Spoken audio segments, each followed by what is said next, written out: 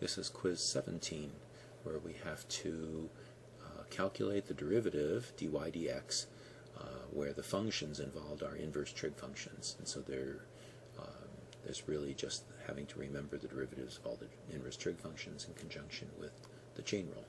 So if y is the inverse tangent, or the arctangent, of x squared, then what would dy dx be? And that's pretty easy. Y prime dy dx would be, since this is a power function, something to the second power, the answer is going to be 2 times whatever that thing is. So you just copy to the first, but then the chain rule says you got to multiply by the derivative of what's inside. And that's where you have to remember the derivative of the inverse tangent, which you do have to know. And that is 1 over x squared plus 1, or 1 over 1 plus x squared, whichever you prefer. And that's about it. There's not much you can do with that. So that's the answer to number 1. Number 2, same kind of thing. Find dy dx, where y equals x inverse sine of x plus the square root of 1 minus x squared. Well, this is fairly complicated because the first term here is a product, so we're going to have to use the product rule. And then this is a sum, so we have to use the sum rule, but that's easy. You take the derivative of the first and the derivative of the second. So we'll go ahead and write it.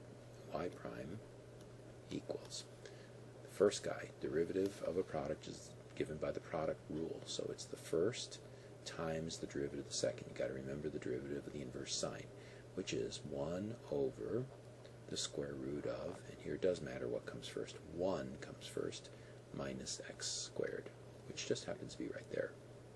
Okay, that's the first times the derivative of the second, plus the second, which is the inverse sine, times the derivative of the first, and the derivative of x is just 1.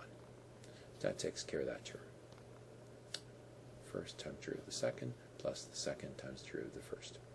Okay, then we have to take the derivative of this guy. And of course, this is 1 minus x squared to the 1/2 power. Okay, so it's a power rule.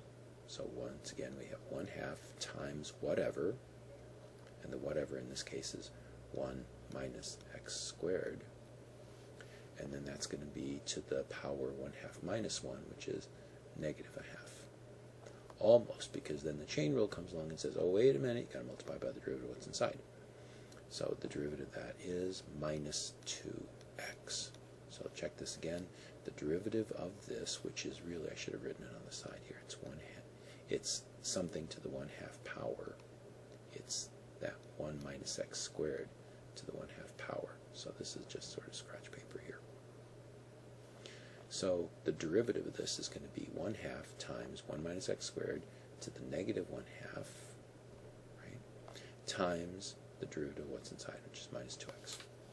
Okay, so you do need to simplify this, because as you'll see, this is going to be x over the square root of 1 minus x squared plus the inverse sine of x. And then this minus 2 and this 1/2 are going to turn into just a minus 1. And then you're going to have an x. And then this is 1 minus x squared to the negative 1/2. So that means 1 over the square root of 1 minus x squared. Look at that carefully and make sure that you can do that, because this is not a difficult transformation, and you do need to be able to do that. But then when you get this and you see that that same thing is over there, except this is minus, this reduces to something very nice, just the inverse sine. So we stumbled into an interesting observation, that if this is the function, then the derivative of this is the inverse sine. Okay, and that's it for quiz 17.